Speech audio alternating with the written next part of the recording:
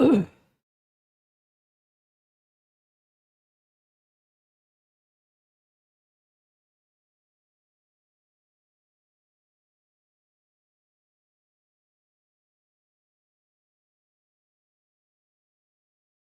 Guys, this is Surendra Kumar. स्वागत है आपका अभियान आईएएस एकेडमी की अद्भुत प्रश्नोत्तरी कक्षा और एमसीक्यू के महायुद्ध में। तो जितने भी महारथी हैं आ जाएं जल्दी कक्षा में और करते हैं क्लास की शुरुआत।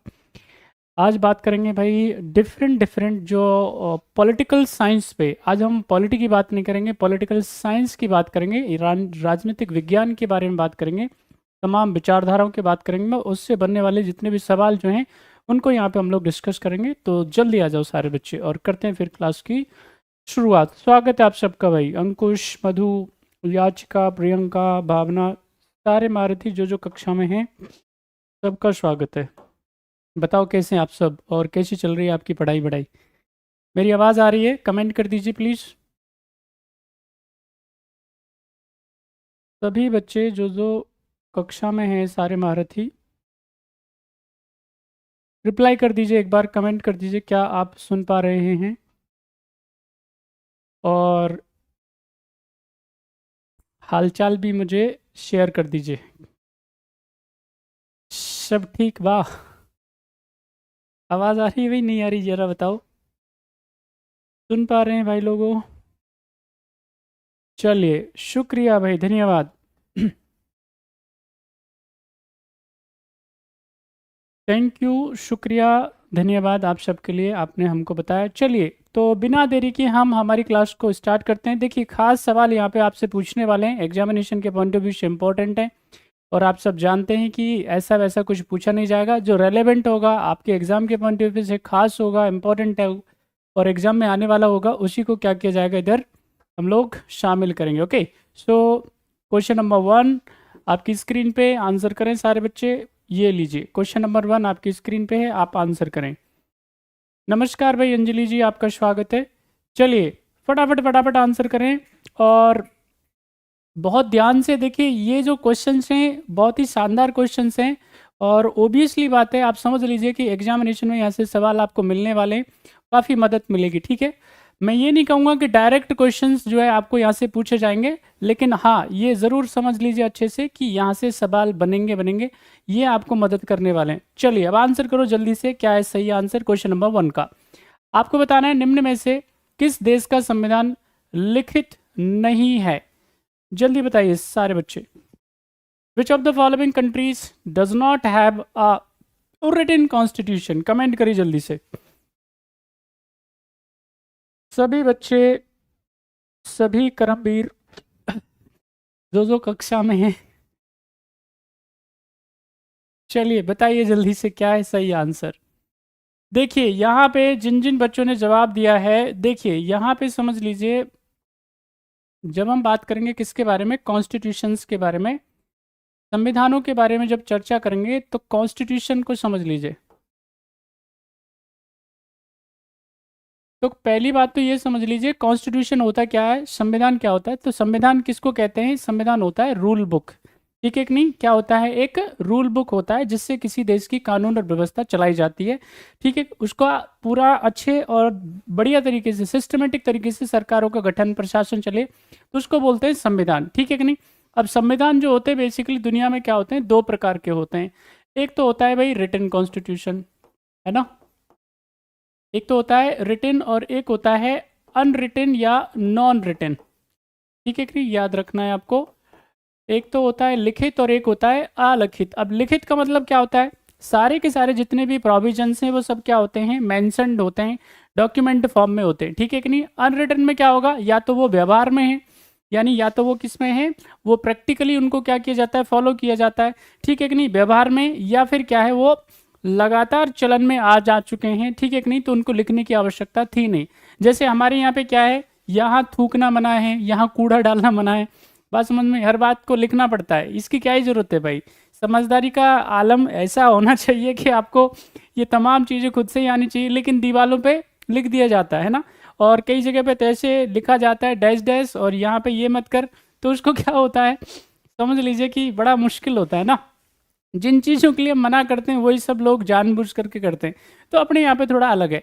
जब हम बात करेंगे किसके बारे में, इंडियन कॉन्स्टिट्यूशन के बारे में, भारत के संविधान के बारे में, तो भारत का जो संविधान है वो दुनिया का the lengthiest written constitution of world है।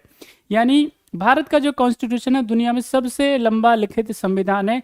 अब इसका मतलब क्या है, यहाँ पे इसमें देखेंगे कि भारत के संविधान में आज की डेट में क्या है। देखो स्टार्टिंग में तो याद रखना है, इसमें क्या थे, 22 पार्ट थे, अभी कितने 25। स्टार्टिंग में इसमें 8 अनुसूचियां थी, आज की डेट में कितनी है 12।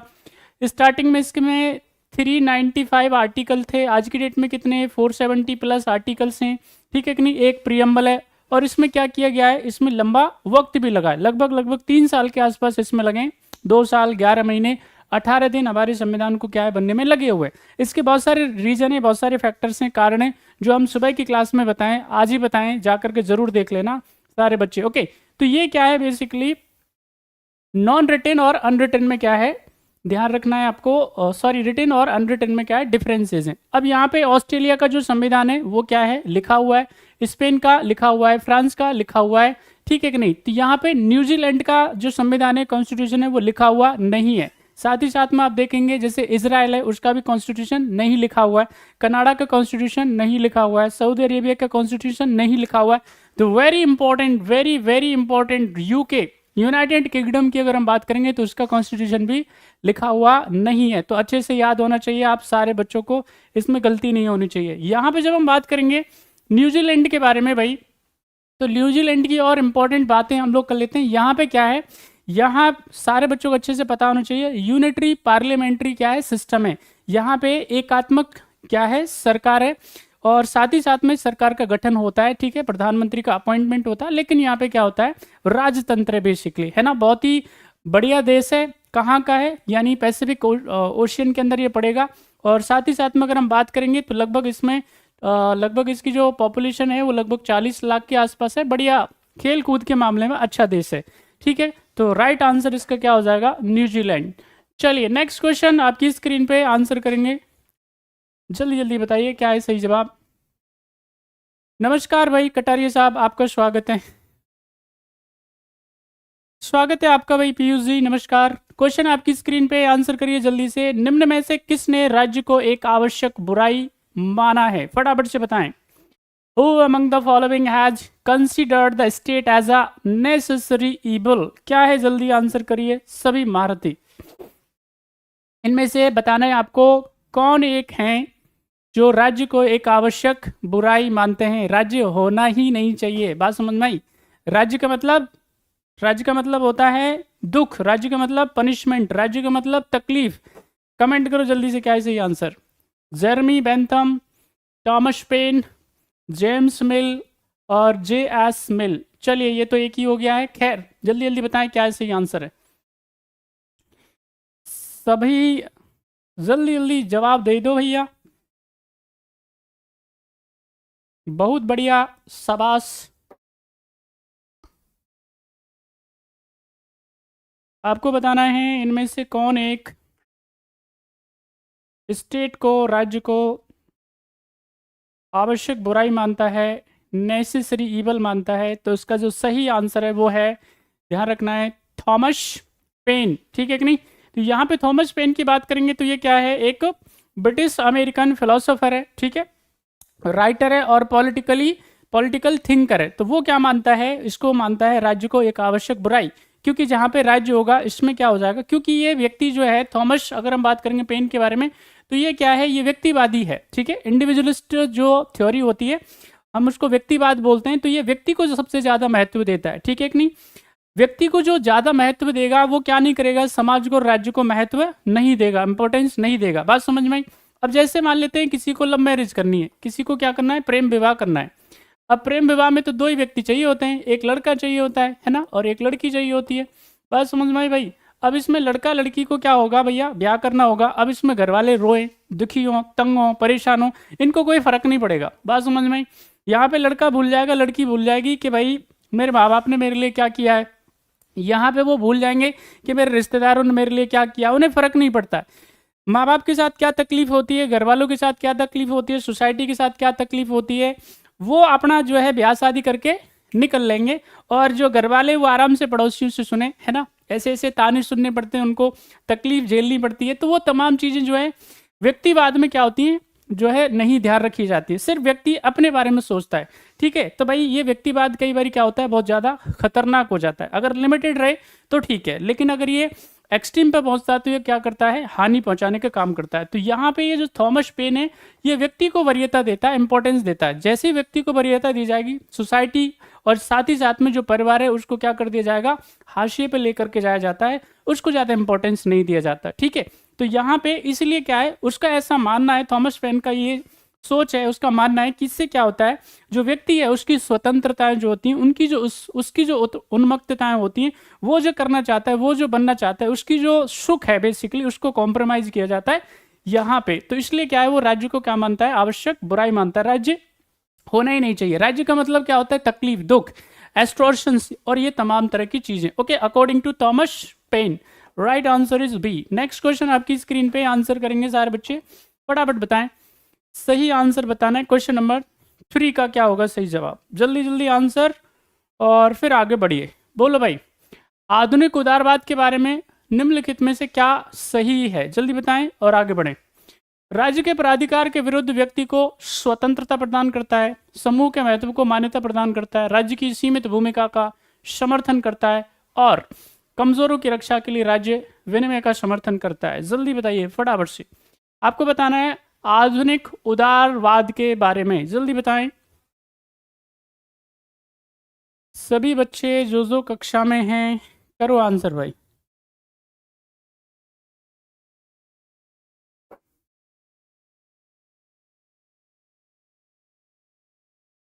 चलिए, अब जिन जिन महारथियों ने जवाब दिया है देखो जरा, पहले यहाँ पे एक टर्म देकर रखा हुआ है, उसको बोलते हैं उदारवाद। उदारवाद की अंग्रेजी क्या है, उसको बोलते हैं लिबरलिज्म। ठीक है, अब उदारवाद एक ऐसा कंसेप्ट है, एक ऐसी अवधारणा जिसमें क्या किया जाता है, इसमें व्यक्ति का विशेष ध्यान रखा जाता है। व्यक्ति का विशेष ध्यान किन आधारों पर रखा जाता है, यहाँ पे क्या की जाती है कि भाई यहाँ पे सहिष्णुता को प्रायोरिटी दी जाती है, यहाँ पे इक्वलिटी को प्रायोरिटी दी जाती है। ठीक है, कोशिश की जाती है इसमें कि जो गवर्नमेंट है बेसिकली वो मिनिमम होगी और व्यक्ति के लिए होगी। ठीक है कि नहीं, उसको क्या किया जाता है, उसको मतलब जितना उसके भले के लिए अच्छा हो सकता है, उसके वेलफेयर के लिए अच्छा हो सकता है, उतना प्रयास किया जाता है किसमें, इस थ्योरी के अंदर। तो यहाँ पे क्या किया जाता है, राज्य के प्राधिकार के विरुद्ध व्यक्ति को स्वतंत्रता प्रदान करता है। तो ये ठीक स्टेटमेंट नहीं, बात समझ में आ रही।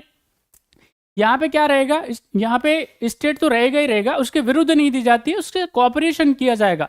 यहाँ पे ध्यान रखना है, जब भी ये इस तरह के टर्म आएंगे, इसमें क्या किया जाएगा, स्टेट के साथ में कॉपरेट किया जाएगा, बात समझ में आई, उसके अगेंस्ट नहीं जाएगा। तो यहाँ पे समूह के महत्व को क्या दिया जाता है, यहाँ पे इंपॉर्टेंस दिया जाता है, यानी मैक्सिमम लोगों का मैक्सिमम इंटरेस्ट यहाँ पे कोशिश की जाती है, अधिकतम लोगों के अधिकतम सुख की यहाँ पे क्या की जाती है, बात की जाती है। यहाँ पे क्या है, राज्य की सीमित भूमिका है, चाहिए, यानी कंट्रोल चाहिए। अगर यहाँ पे राज्य को अगर मान लेते हैं सीमित अधिकार दिए जाएंगे, इसका मतलब एग्जाम्पल के तौर पे हमको फंडामेंटल राइट दिए हुए हैं, लेकिन उनके ऊपर लिमिट लगाई हुई है। ठीक है कि नहीं, कहीं पे भी कभी भी आने जाने की हमको उन्मुक्तता नहीं है, हमको स्वतंत्रता नहीं है, ये हमारे पक्ष में, हमारे फेवर में, इससे हमको सुरक्षा मिल रही है, बात समझ में। अगर हमको क्या किया जाएगा, कहीं पे भी हम 12-1 बजे निकल रहे हैं और अगर पुलिस हमसे कोई रोक टोक नहीं कर रही है, हमसे सवाल नहीं कर रही है, तो इससे क्या होगा, हमारी सुरक्षा क्या हो जाएगी, खतरे में आ जाएगी। तो ये क्या करता है, यहाँ पे जो लिबरलिज्म है वो क्या करता है, गवर्नमेंट के मिनिमम रोल को क्या करता है, इंपॉर्टेंस देता है।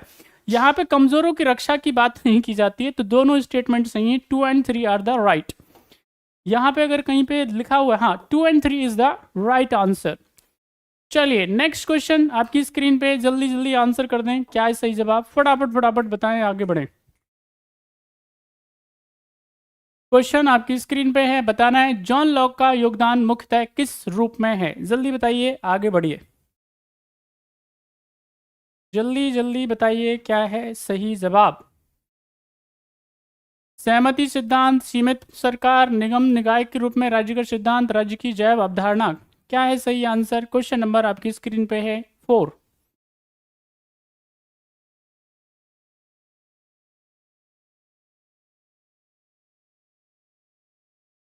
चलिए भाई, हमने जो आपको अभी उदारवाद के बारे में बताया है, तो यहाँ पे क्या रखना है, जैसे जॉन लॉक है, जॉन स्टुअर्ट मिल है, ये सब क्या है, इनको माना जाता है ये ये उदारवादी हैं, ये क्या करते हैं, ये लिबरलिस्ट हैं बेसिकली, और ये क्या करते हैं, सीमित सरकार की क्या करते हैं, यहाँ पे ध्यान रखना है आपको, समर्थन की बात करते हैं, मैक्सिमम लोगों के मैक्सिमम इंटरेस्ट की बात करते हैं। तो यहाँ में क्या होगा, इसमें कोऑपरेशन की बात करी जाएगी, सीमित गवर्नमेंट की बात करी जाएगी। बात समझ में आ रही? तो यहाँ पे इसका आंसर क्या हो जाएगा, 1 और 2 आंसर हो जाएगा। इसमें निगम निकाय के रूप में राज्य का सिद्धांत, तो इसको फॉलो नहीं करा जाता है, तो 2 ही इसमें है बेसिकली। इसमें ऑप्शन कहीं है क्या? अच्छा ये रहा, D is the right answer. ठीक है, तो ये सही जवाब इसका हो जाएगा। चलिए अगले सवाल का आंसर करिए जल्दी से। क्वेश्चन आपकी स्क्रीन पे, जल्दी जल्दी आंसर करें, क्या है सही जवाब। आपको बताना है निम्न में से कौन सा सिविल सोसाइटी एक संगठन है, कमेंट करें जल्दी से। बचपन बचाओ आंदोलन, इंडिया अगेंस्ट करप्शन, विज्ञान प्रसार और मजदूर किसान संघर्ष समिति, क्या है सही जवाब, फटाफट से बताइएगा।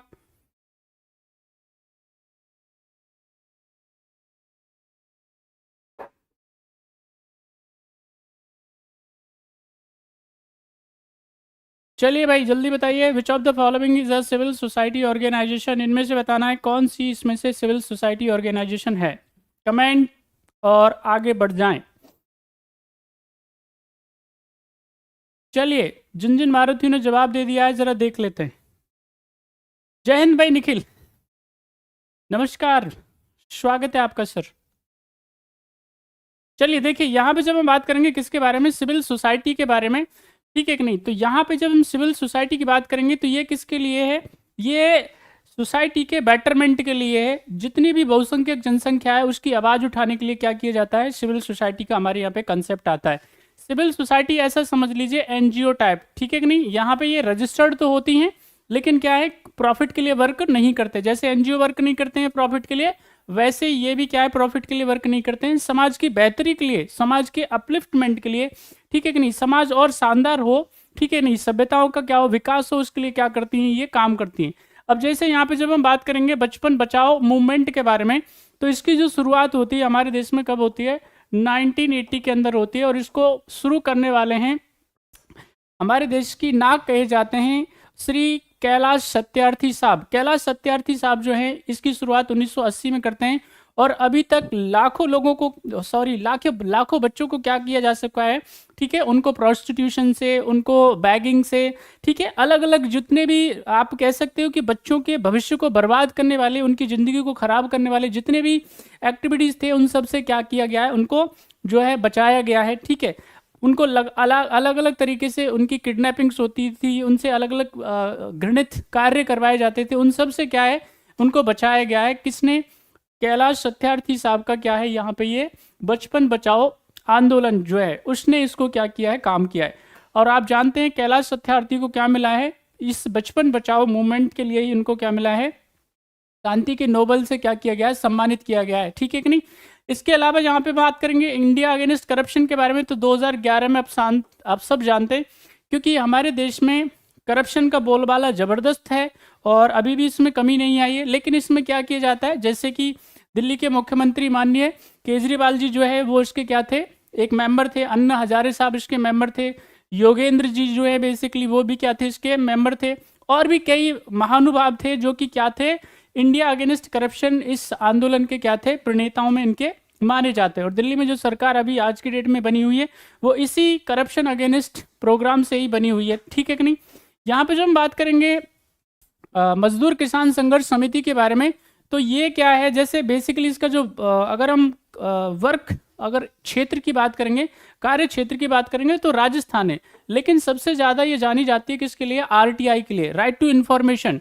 राइट टू इन्फॉर्मेशन पहले किस में आता है, राजस्थान में आता है, और फिर पूरे भारत में यहाँ पे 2005 में इसको हक दिया जाता है। तो अब आप क्या कर सकते हो, किसी भी ऑफिस से आपके अपने जीवन के संबंध में या किसी प्रोग्राम, किसी सरकारी स्कीम या आपका जो भी काम है, वर्क है, उसकी वर्क प्रोग्रेस और तमाम तरह की जानकारी आप क्या कर सकते हो, प्राप्त कर सकते हो। अब उसको देना क्या है, ये क्या है, आपका हक बन गया है। Is it clear. तो यहाँ पे ये याद रखना है, ये तीनों की तीनों क्या है, इनको बोलते हैं आप सिविल सोसाइटी।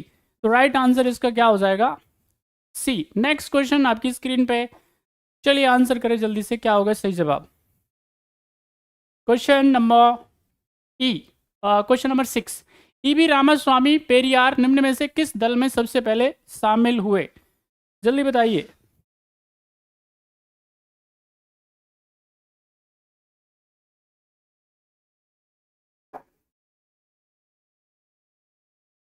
ईबी रामास्वामी की बात करेंगे। ईबी रामास्वामी पेरियार साहब जो हैं वो क्या हैं, एक राजनेता हैं, एक्टिविस्ट हैं, ठीक है कि नहीं। इनका जो कार्य क्षेत्र रहा है कहाँ पे, तमिलनाडु और आसपास के क्षेत्र हैं।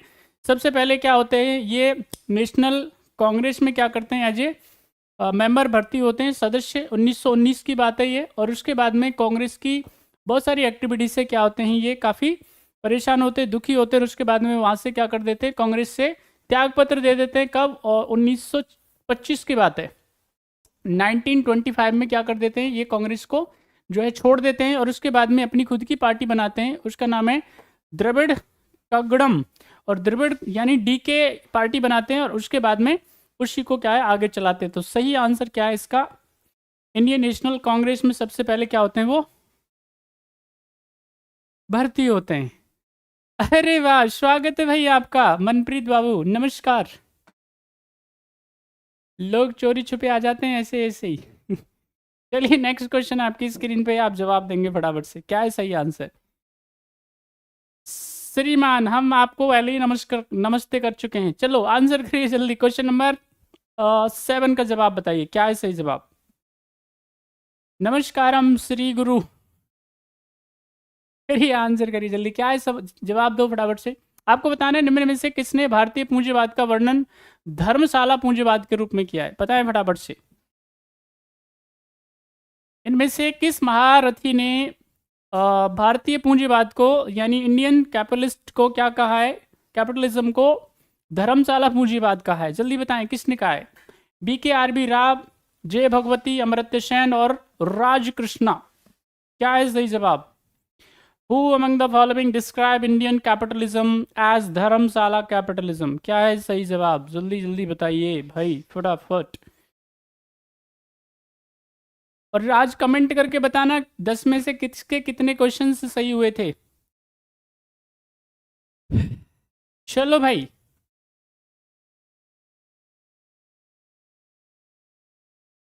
बहुत बढ़िया, वेरी गुड, ज़्यादातर का आंसर सही है, वेरी हैप्पी, शाबाश। देखिए यहाँ पे जब हम बात करेंगे किसके बारे में, राज कृष्णा जी के बारे में, तो राज कृष्णा जी जो है भारत के क्या हैं, एक अर्थशास्त्री के तौर पे इनको जाना जाता है। और स्पेशली अब यहाँ पे आप दिल्ली के ये कॉलेज ऑफ इकोनॉमिक्स से पढ़े हुए हैं। अब देखो आप यहाँ पे आप देखिएगा, इनकी जो थ्योरी है वो सबसे ज़्यादा जो चर्चित है, वो इसको बोलते हैं, आप लोग आपने कहीं ना कहीं तो सुना होगा, उसको बोलते हैं Hindu rate of growth. Hindu rate of, यहाँ पे जब हम बात करते हैं किसके बारे में, ग्रोथ के बारे में, तो उसके लिए सबसे ज़्यादा ये चर्चित हैं, सबसे ज़्यादा जाने जाते हैं। यानी यहाँ पे ये क्यों कहा जाता है, क्योंकि हमारे यहाँ पे देखेंगे 1900 आप देखेंगे 50 से लेकर के और 80 के बीच में क्या होता है, हमारी जो ग्रोथ रेट होती है वो लगभग 3.5% होती है, इससे ऊपर जाती नहीं है ना, बहुत ही स्लो। अब आप देखेंगे हमारे यहाँ पे क्या है, वैसे तो हम हमारी अगर इंडिया की इकोनॉमी की बात करेंगे तो मिक्स्ड इकोनॉमी हम लोग फॉलो करते हैं, यानी सोशलिस्ट और साथ ही साथ में कैपिटलिस्ट इकोनॉमी का क्या है, हम लोग मिश्रण है, सम्मिश्रण है, हम उसको फॉलो करते हैं। लेकिन ये क्या है, हमारी स्लो ग्रोथ रेट से लेकर के क्या होते हैं, तंग होते हैं, और इसलिए उसको क्या बोलते हैं, इसको बोलते हैं धर्मशाला कैपिटलिज्म, ठीक है कि नहीं। तो राइट आंसर इसका क्या है, D is the right answer. Next question का आंसर करेंगे, आप जरा जवाब दें क्या है सही आंसर। क्वेश्चन नंबर 8 आपकी स्क्रीन पे, जल्दी जल्दी आंसर करें। आपको बताना है उपभोक्ता संरक्षण विधेयक 2019 को भारत की संसद द्वारा पारित किया गया था कब। क्वेश्चन आपकी स्क्रीन पे है, आपको जवाब देना है, और वो भी बहुत ही स्पीडी आंसर करना है ताकि हम आगे बढ़ सकें।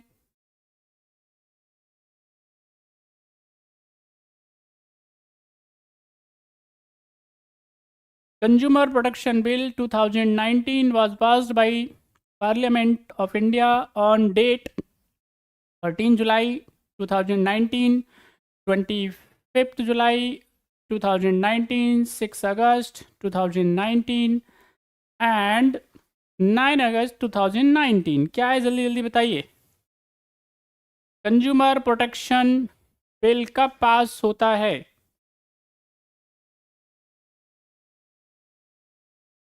चलो जी देख लेते हैं किन किन का आंसर सही है। आप भी चेक कर लेना आपका कौन कौन का आंसर भैया एकदम सही है। तो यहाँ पे कंज्यूमर प्रोटेक्शन एक्ट जो है बेसिकली वो पास होता है, वो पास होता है, वो पास होता है, चलो ज़्यादातर का गलत है। वो पास होता है, आपको याद रखना है 9 अगस्त और 2019 को, ठीक है।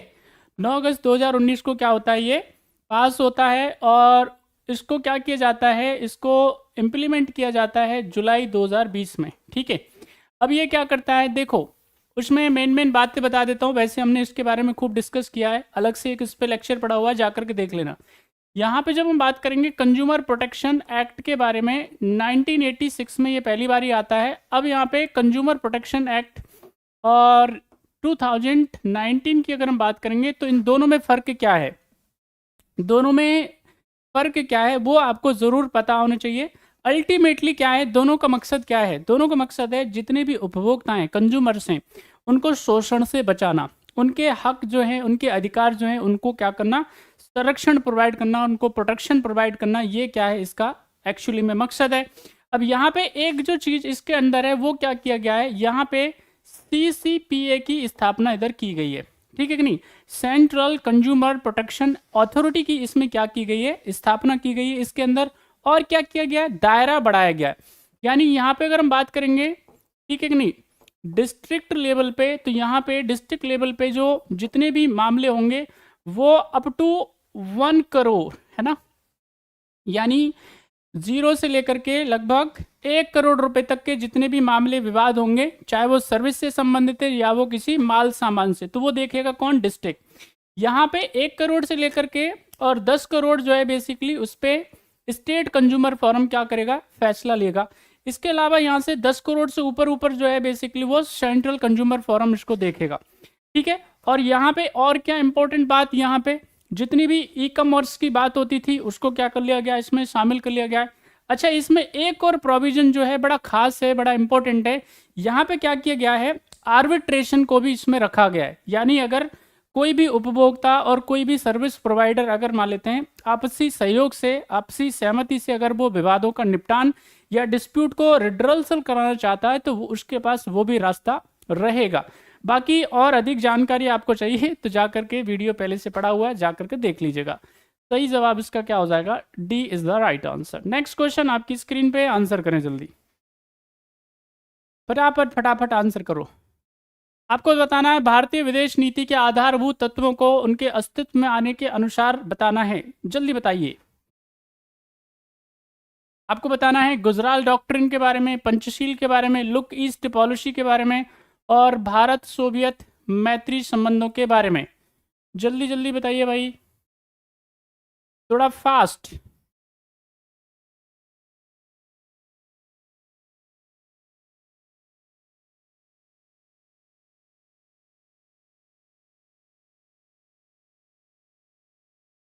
चलो जल्दी बताएं भाई, फटाफट। क्या बात है, क्या बात है, किस कोई बात नहीं है, जवाब तो बहुत स्लो आ रहा है, देखिए।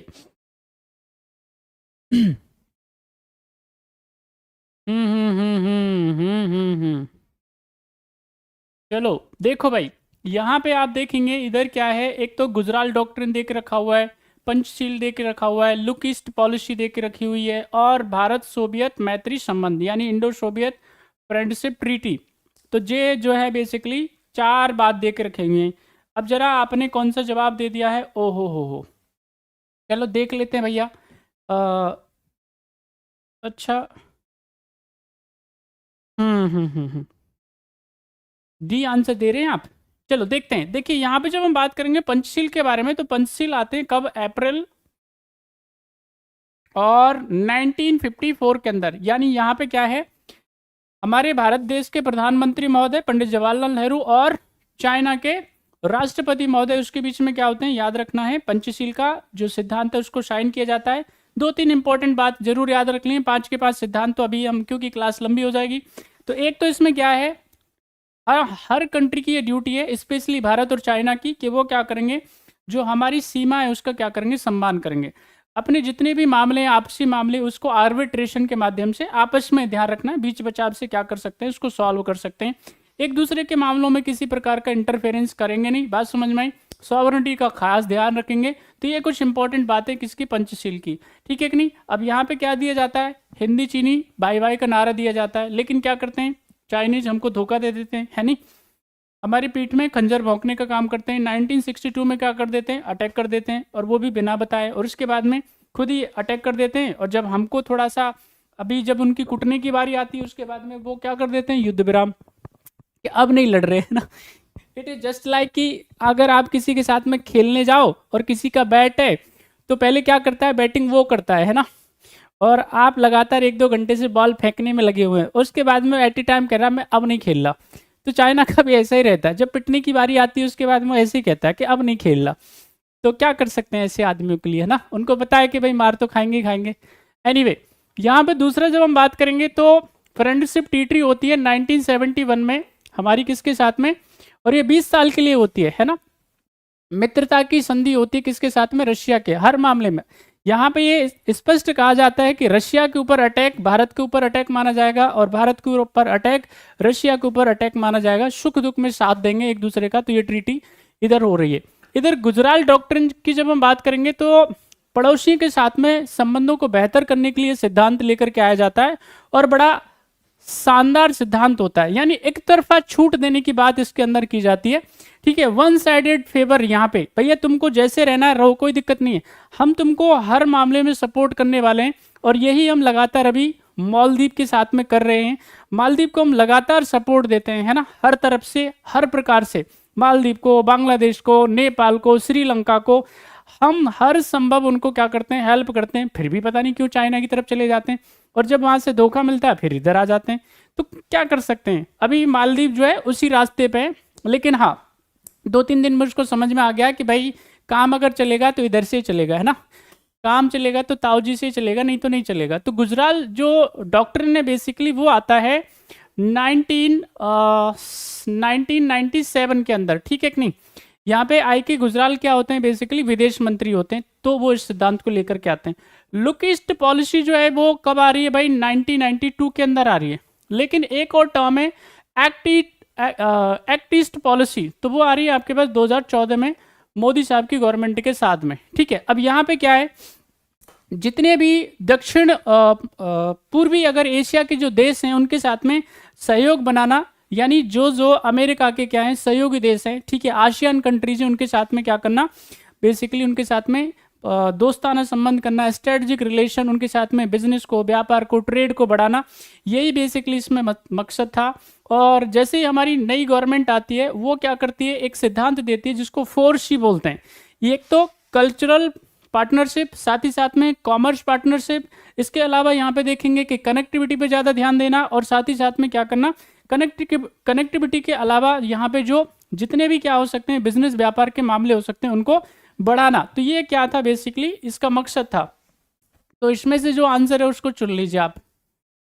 पहले क्या आता है भाई, पंचशील आता है, फिर आता है 4, और फिर आता है आपके पास में 1, और फिर आता है 3। नहीं, वो वाला बात में आता है। इसमें ऑप्शन में कुछ गड़बड़ है भाई। ऑप्शन में क्या है, इसमें कुछ गड़बड़ है। तो आप फिर इसको क्या कर लीजिए, करेक्ट कर लीजिए। इधर आप रख दीजिए 3 को, इधर 1 को रख दीजिए। ओके, तो राइट आंसर आपका क्या हो जाएगा, D is the right answer. Next question, अंतिम क्वेश्चन है आज की सीरीज का, करें आंसर जल्दी से। आपको बताना निम्न में से कौन भारत में नीति आयोग के प्रथम अध्यक्ष हैं, कमेंट करिए जल्दी से। सारे बच्चे जल्दी आंसर करो भाई।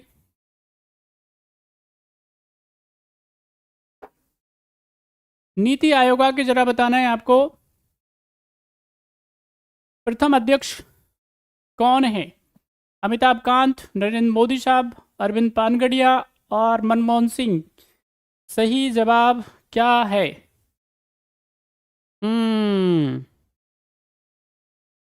बहुत बढ़िया, वेरी गुड वेरी गुड, शाबाश, क्या बात है। मैं देख रहा हूँ भैया, देख रहा हूँ, देखता हूँ किन किन के आंसर सही आते हैं। और बड़ा सिंपल सा क्वेश्चन है, और इसमें मुझे लगता है कि इधर जो है काम तमाम होने वाला है बहुत सारे लोगों का। चलिए देखिए यहाँ पे सवाल देखो क्या पूछ रहा है भाई, क्वेश्चन क्या पूछ रहा है, वो पूछ रहा है नीति आयोग के किसके बारे में, प्रथम अध्यक्ष के बारे में, फर्स्ट चेयरमैन के बारे में। तो NITI Aayog national institute for transforming India, जो कि क्या है, एक एक्स्ट्रा याद रखना है कॉन्स्टिट्यूशन बॉडी है, जिसको क्या किया गया है, जिसको बनाया गया है 2015 में, ठीक है, प्लानिंग कमीशन की जगह पे। तो एक्स ऑफिसियो जो उसके चेयरमैन होते हैं, उसके जो अध्यक्ष होते हैं वो कौन होते हैं, पीएम साहब होते हैं, प्राइम मिनिस्टर होते हैं। और उसके बाद में अगर हम बात करेंगे उपाध्यक्ष के बारे में तो आप बता सकते हो, ठीक है। तो उपाध्यक्ष तो क्या थे, अरविंद पानगरिया साहब थे। और यहाँ पे अध्यक्ष की बात करेंगे तो माननीय प्रधानमंत्री नरेंद्र मोदी थे। तो सही जवाब हो जाएगा बी। अब आप मुझे कमेंट करके बताएंगे वर्तमान में नीति आयोग के उपाध्यक्ष कौन है, कमेंट करके बताना है सारे बच्चों को। ओके, तो आज के थे ये 10 वेरी इंपॉर्टेंट क्वेश्चन। ख्याल रखिए अपना, पढ़ाई जरूर करिए। कल मिलते हैं 7:15 बजे इंपॉर्टेंट टॉपिक्स के साथ। तब तक शुक्रिया, जय हिंद।